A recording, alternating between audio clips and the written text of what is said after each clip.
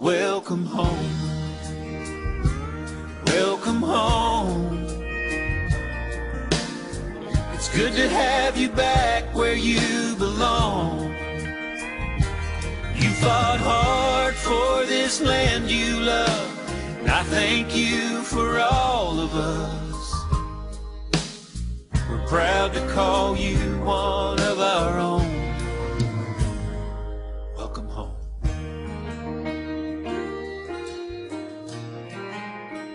Thousands and thousands of selfless young men and women of service sacrifice for our country every year, expecting nothing in return. Of those, hundreds of veterans from Iraq and Afghanistan return injured with a great possibility of a future of impoverishment. In times like these of need, Operation Military Embrace steps in to assist our injured Marines, soldiers, sailors, and airmen.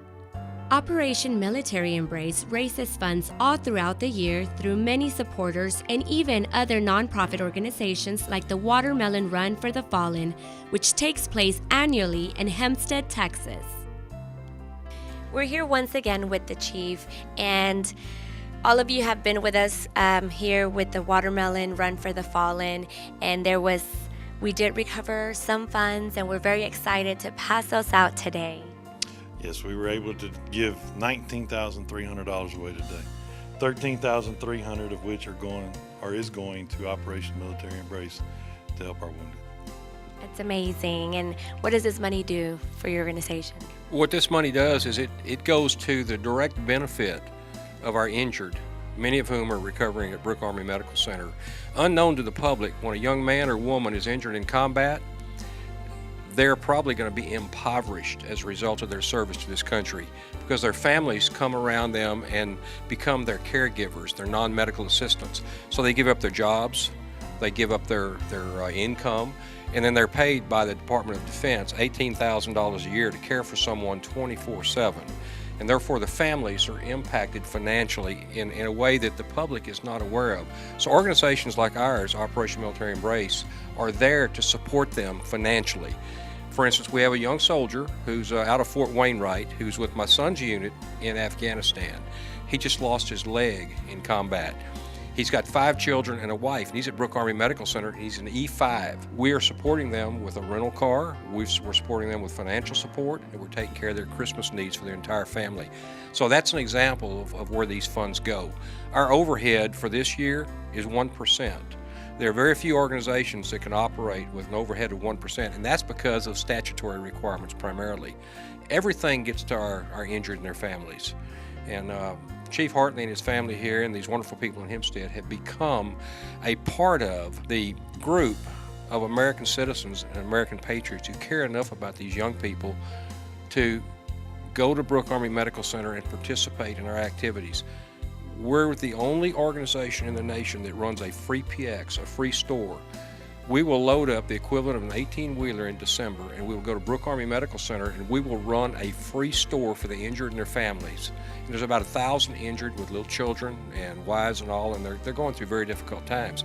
We will bring Christmas to them, and we're bringing in excess of $100,000 in all new goods for these families, which is like a pay raise. And how does it feel that you're able to help these organizations as well through Watermelon Run for the Fallen? Jeffrey was about his guys. This is one way that we can give back to those guys. And, like I said earlier today, money is a byproduct. You can't put a price on what these young men and women do for us. We'll never forget what they do. We'll never forget what they've been through, and we'll always be there for them. Operation Military Embrace first began helping injured warriors, their families, and even military personnel accused of battlefield crimes in 2005.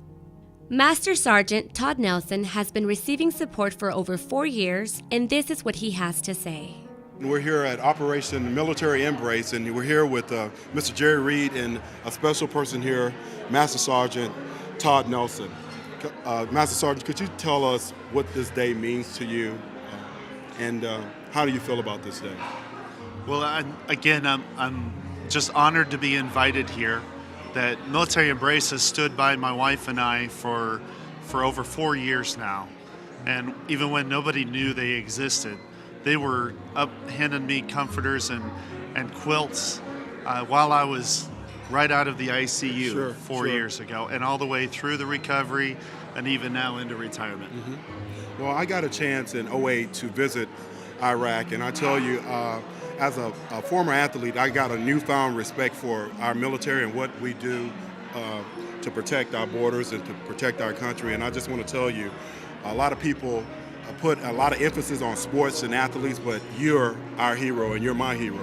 I really appreciate everything you've done for our country. Well, absolutely. It's an honor to serve. We say that nonchalant, but it's true. It's an honor to serve, and it's really been appreciated the response that we've gotten since we get back from our tours of duty.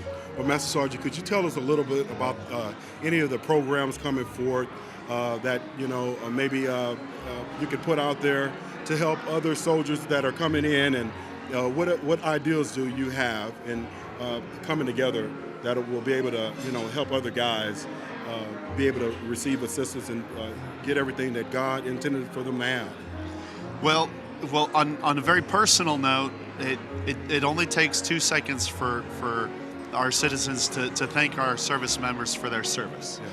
That's the first thing that anybody can do, and while it may seem uncomfortable and maybe even embarrassing, it's well received. Beyond that, there's always the opportunity to give to organizations like Military Embrace that when you see them, say, outside of a organization collecting donations, every little bit helps. If you can donate a pack of razors or a pack of socks or something of that nature, it's really more of a token of appreciation. Yes. As our government takes good care of our troops, but what really sets apart our service is the community support. And when they have fundraisers and just shows of support in our community. So if you can't support them through starting an organization, support somebody like this one here. And as a recipient, I agree. It makes a big impact. It's why I retired in Texas. Yes. And why I plan to stay in Texas is because of the community support. Yes. I'd like to interject, if I could. One of my proudest days was being invited to your retirement, Todd, and to see you awarded the Legion of Merit, the highest award for excellence in the military. That means you set the standard for others to try to achieve throughout your career, and that was just an exemplary career. And I'm proud to be your brother in Christ.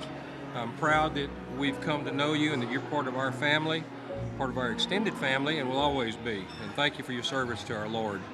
Absolutely. You're more than welcome. I got to say that I've just been blessed. I've believed in serving God and country all these years, and I never expected to be bestowed such honors. But the truth is that I just stuck with it day by day, doing the right thing even when I didn't think people were looking. And they've honored me. And like you said, the community honored me. And I just can't say enough for both. Master Sergeant, I really want to say that I honestly thank you for your sacrifices and your service to our country. It's a beautiful thing. It's been an honor and a privilege every step of the way. Sergeant Stephen Jackwell is another beneficiary of this great foundation whose sole purpose is to serve those who made the ultimate sacrifice. Once again, we're here at Operation Military Embrace, and I think it's a very, very worthy cause. And I'm here with Sergeant Stephen Jaggle. And Sergeant Jaggle has paid the ultimate price, but I think at this point, him serving our country and doing everything that he had to have done. In his own words, you said that you would do it all over again. Explain that. I would, exactly. Not too many times you get a chance to help others that can't protect themselves, and when you put yourself in that position, you put yourself in harm's way. All the people that help us out, firefighters, firemen, people that come to the aid of others. things aren't as that simple when you're deployed to another country. Sure. Especially where the enemy isn't as kind, and you do put yourself in harm's way a bunch. And I would definitely, for the love of my country, I would go through getting blown up again, so that I know that the freedoms, of my children, if you have kids, Yes. yeah, your kids, Yes. and all the kids, the parents, and stuff like that would have future to secure freedom. Stuff like terrorism isn't tolerated on any level whatsoever. I mean, we go as far as doing what we do for bullies in school. Yeah. Why wouldn't we go to the great lengths that we would to protect Our borders. yeah, protect all the people in our country. Tell me what this day means to you. Seeing all the people and everything that has happened to this point, all of the donations that have come in and all of the support. Could you tell me in your words what this means? Home. That's what it means to me. Being around people who care about you, Right. people that bring you in and embrace you in a time of uncertainty.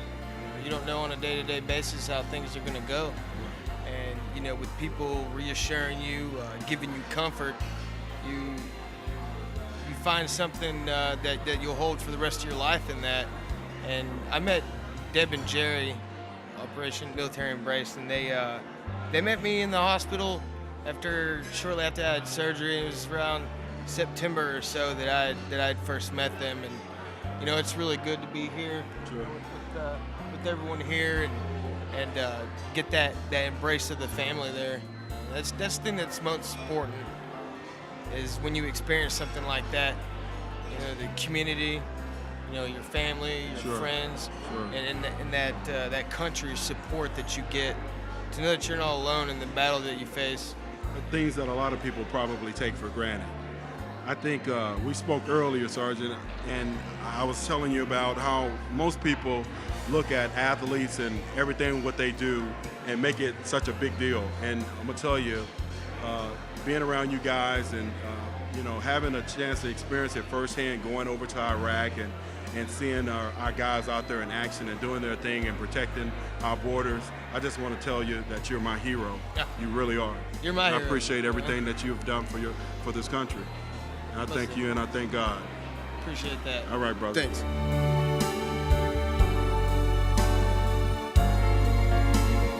The name of this organization, Operation Military Embrace, perfectly describes its purpose: to embrace those that fought for our rights and our freedom. Join Beck and Maston in supporting our troops in making their transition to civil life a happier one.